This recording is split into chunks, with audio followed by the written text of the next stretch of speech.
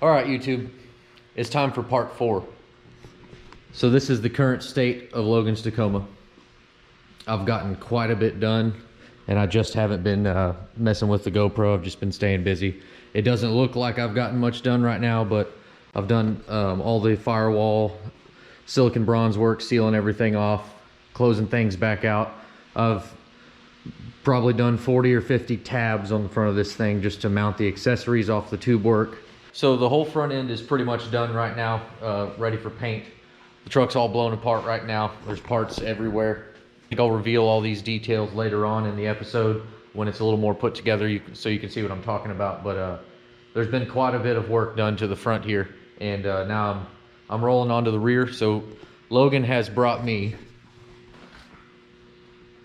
a camburg floater axle that I've got to assemble. So I'm starting on assembling the axle today. I've got some leaf spring stuff that I need to build, just like I just did on the F-150 for Brandon. But we're gonna get this axle under there, leave it on leaf springs for now. He's gonna bring the truck back quite a bit later, and we're gonna do beams and LS swap and back half it and 4-link, and we're gonna go up the next step. But for now, we've decided to leave it in kit form and just go run the truck as a nice luxury bolt-on type truck. And so yeah, I'm fixing to start on assembling the hubs and bearing preload spacers and blah, blah, blah for the axle. So I'm gonna get my apron on, and I'm gonna put the GoPro in the front pocket here and get some footage of me working on stuff. And yeah, thanks for watching. Enjoy the video.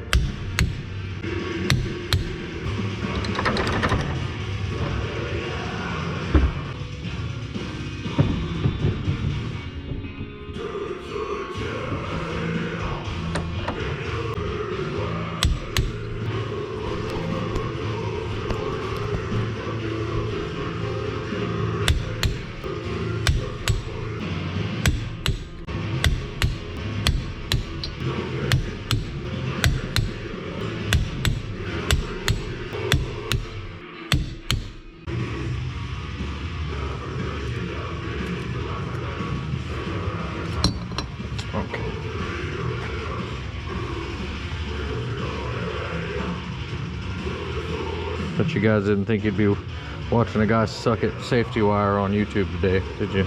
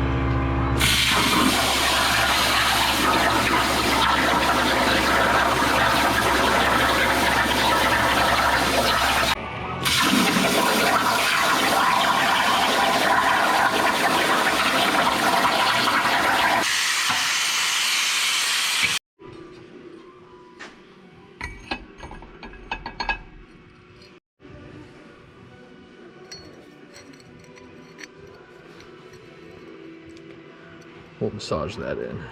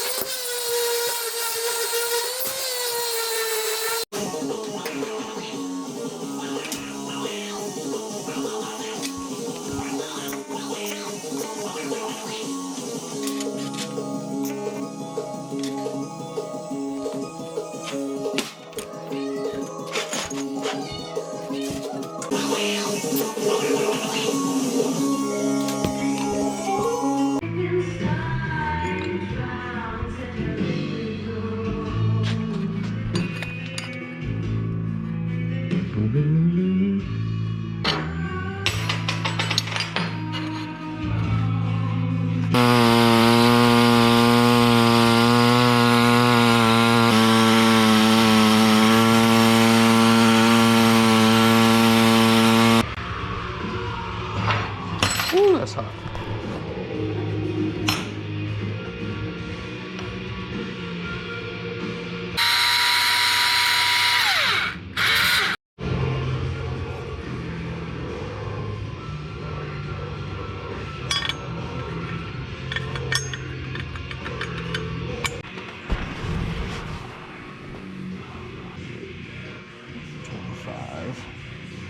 I'm making it 8 inches long.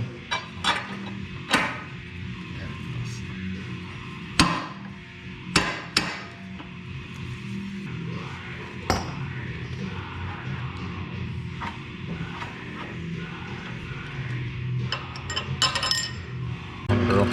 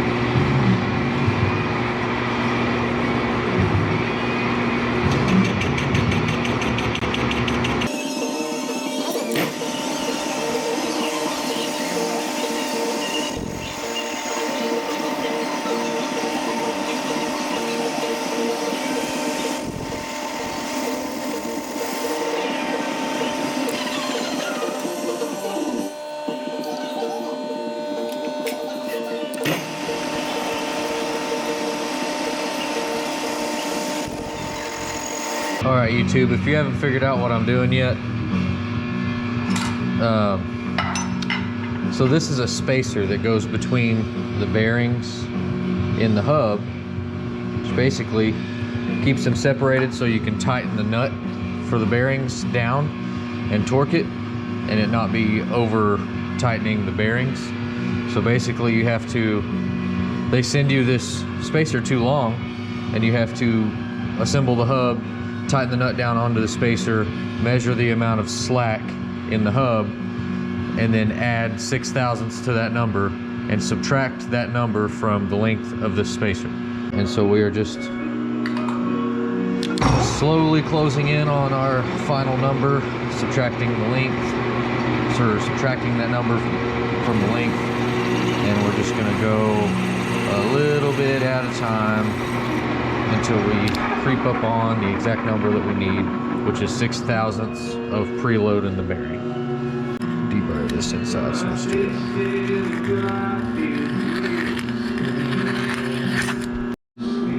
All right, so that should absorb all the slack in the hub. whenever the nut is tightened down against that spacer.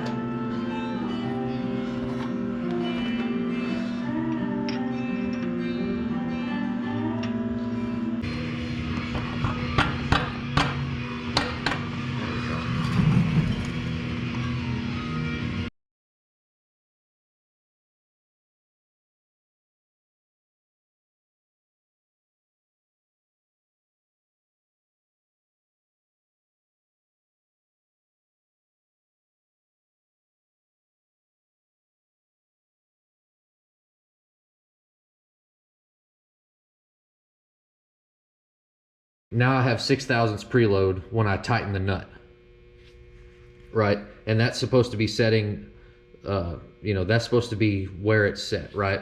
But then if I go on beyond that and torque this nut down 300 foot-pounds like it calls for, would that not add preload?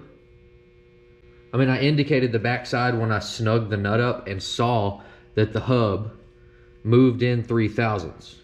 That's how I verified that I achieved the 6/1000 preload.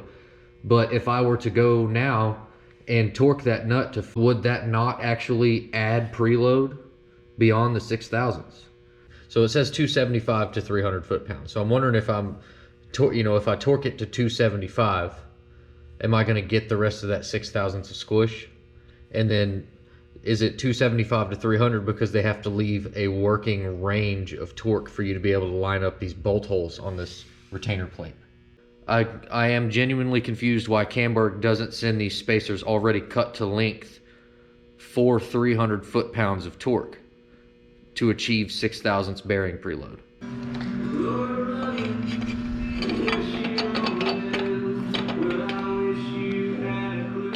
There it is. So I think I've done this right, but I'm gonna double check. And if I did this wrong, I'm pretty sure that I just didn't machine the spacers far enough for 6/1000 of squish on 300 foot-pounds of torque, which means I should be able to come back later. I'll circle back during final assembly. I'll get the socket and a 300 foot-pound capable torque wrench, and I will come back and torque these things, measure the amount of squish, and double check that I've done everything correctly. But for now, I just need to keep going forward and get the axle under the truck and move on to the paint process. And I will have to have the axle actually mounted to the truck to be able to even put 300 foot-pounds of torque onto that nut. So for now, I'm gonna carry on, but I'll circle back during final assembly and make this right if it's not already correct. All right, so I'm gonna turn it until the nut snugs against the bearing. Right there. And so that is at 3/1000 from 0, which I set earlier when I tried this. And so I'm going to tighten it from here until it starts to spin the housing. That's where it snugged this time. This indicator won't stay put, but so that's snug. It's at -2.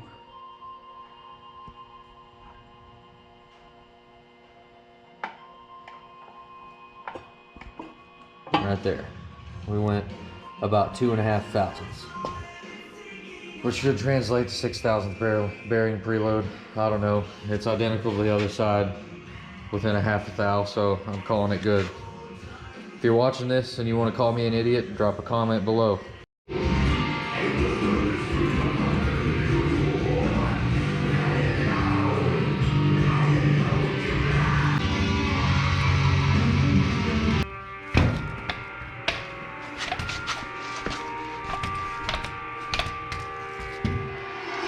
I've prepped the leaf spring bushings and stuck the leaf springs back in it. I've started making my leaf spring perches for the 4-inch axle tube.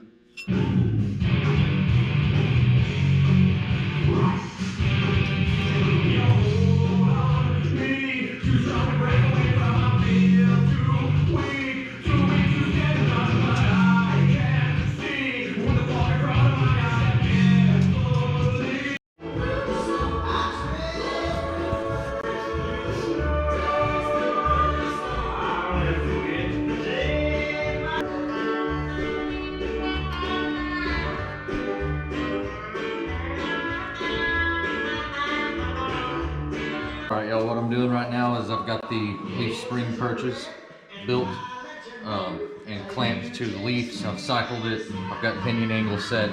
Now I'm just double checking that the leaf spring purchase didn't move while I was setting the pinion angle, and then we'll get them tacked on, and then I will have to move on to building the U-bolt eliminator stuff so that I will be able to actually bolt it in and cycle it all the way up to bump, because right now the clamps are in the way of the bump stop striking the axle. So I need to take the next step, get all that stuff built so I can do some final cycling and set the shock mounts and whatnot else.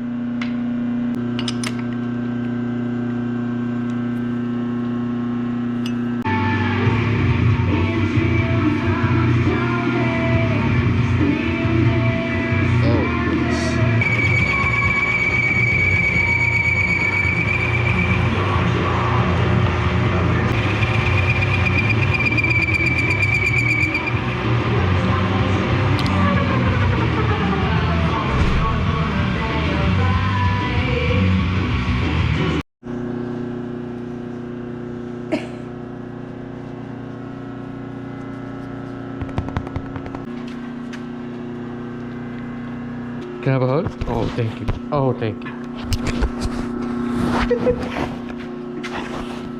Give your mom a hug? Hugs? Hugs? Oh, it takes...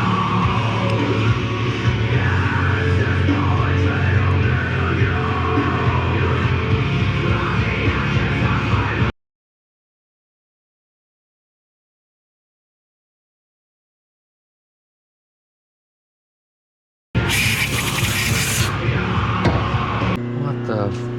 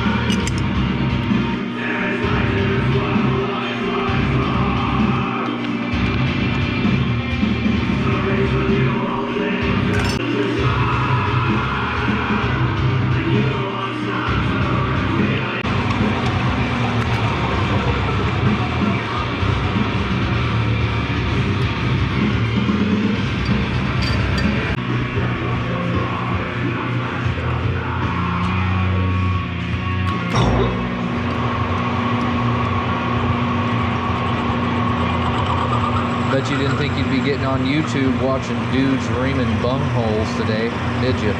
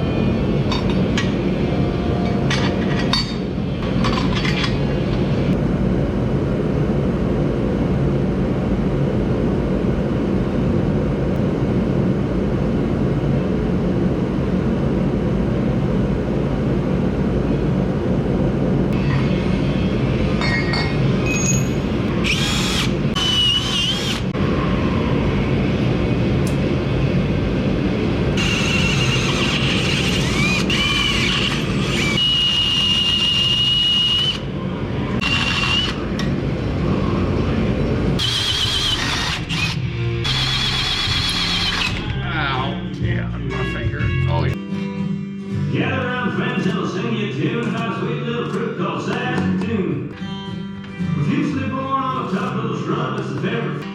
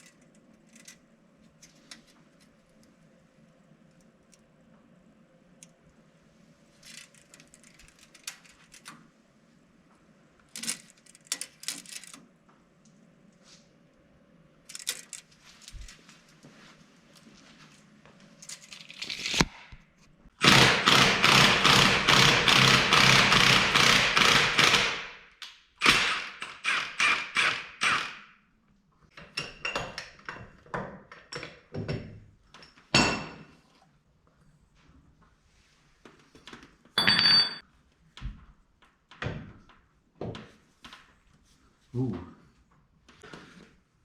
All right, guys, that's a wrap on part 4.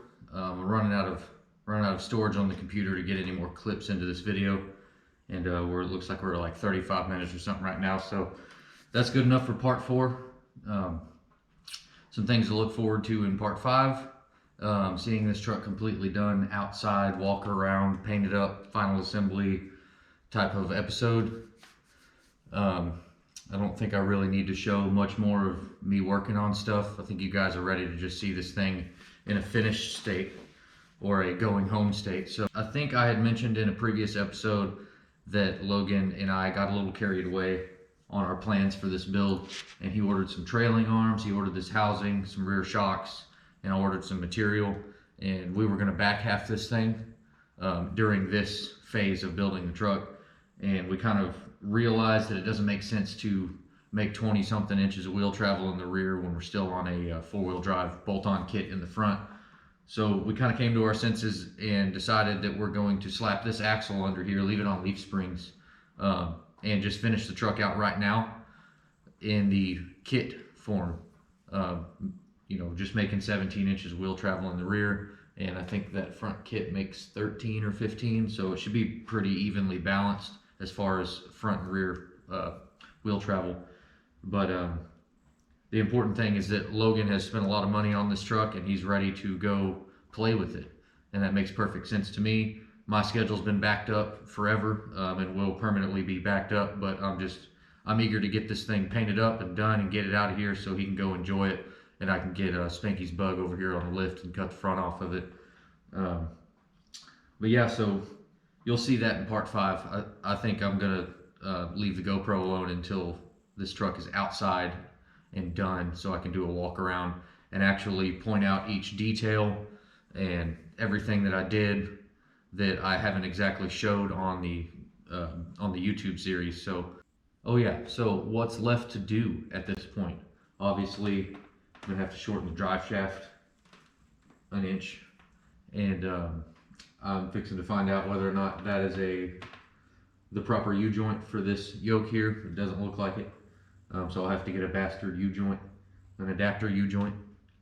I've got to run the hard brake lines on this axle and the soft brake lines at the calipers, plumb the rest of the brakes from here all the way to the master cylinder at the front, and then from the master cylinder to each front wheel, all new brake lines.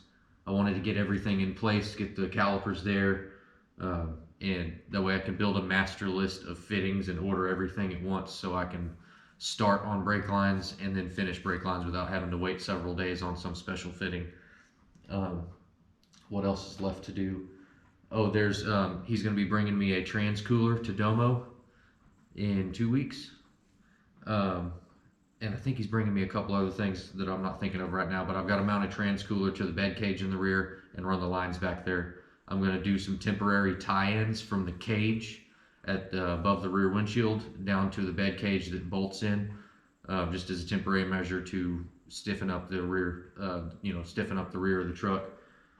I've got to build a quick rear bumper for him, just to have something on there temporarily until we back half the thing, of course. I was going to build a new front bumper just to update the styling and match the FAB quality to what it's bolting to. But that was another thing we got a little carried away with. I realized that if I build a bumper now and then we beam the truck a year from now, I'm going to have to cut that new bumper for this, where the steering is going to be on the beams would interfere with the bumper I was going to build. So we decided, the old bumper's pretty smashed up, but there's technically nothing wrong with it, and it's a good looking bumper, and the FAB quality is perfectly fine on it. It's MIG welded, and everything else on the front end is TIG welded. So that's why I was going to build a new bumper, but it doesn't make sense to build a new one and him spend the money on one and then us cut it up and build another one a year from now.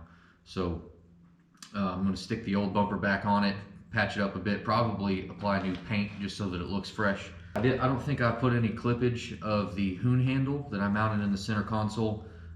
We had also gotten a little carried away about building a custom center console with aluminum bead rolled panels and cup holders and all that to house the hoon handle from Camburg, the radio and the intercom and all that stuff. And I kind of made a little better sense of it once I got started. I was able to mount the e-brake handle into the factory center console, just mounting it to the floor, cutting the little slot out and leaving the stock shifter. And my logic behind that was, say, the biggest reason why most people build a custom center console is to build a fabricated mount for the Winters Sidewinder gate shifter to run their 4L80s or their Turbo 400s or whatever. We're still rocking the stock electronic Tacoma transmission in this truck, so I don't think a Winters Sidewinder gate shifter would work, but it's definitely not necessary, which also makes it not necessary to fabricate this big custom center console just yet. We will wait and do that whenever he LS swaps it, puts Turbo 400 behind that motor, and it would be badass and awesome and all that, but that stuff's going to come later in a more serious phase of building on this truck. For now, it's a really, really nice truck. He's got a lot of good stuff on this thing, and he's going to have a lot of fun with it in the meantime while he grows out of his bolt-on kit suspension, and he'll bring it back here, and we will chop the thing up and take it up to race truck level. Hope you guys enjoyed the format of this video with all the short little clips of details of me building things. It took a lot longer to edit this video than other videos, and I've been learning a lot as I've been making YouTube videos. I've learned a lot recently in editing those dirt bike videos, just really getting in the seat time at the computer editing these videos. And I think I like this format better in part 4 than say part 1, where it was like my first YouTube video and just had, you know, really no idea what to do with the camera or what to say or how to talk to the camera. If you think I did a better job with this video than previous videos, drop a comment, let me know. I can't just include every single detail of everything I do to this truck. The videos would be several hours long. Anyways, guys, I'm sure there's some details that I'm forgetting to mention here about this truck. I hope to highlight all the stuff that I've missed in part 5 once the truck is finished and we do a walk around. But yeah, that's all for today. Thank you guys for watching. Make sure you're subscribed to see part 5. Drop a comment what you thought of this video. Like this video, it helps put it into people's algorithms, helps people see this video, gets views. But yeah, and until next time, thanks for watching.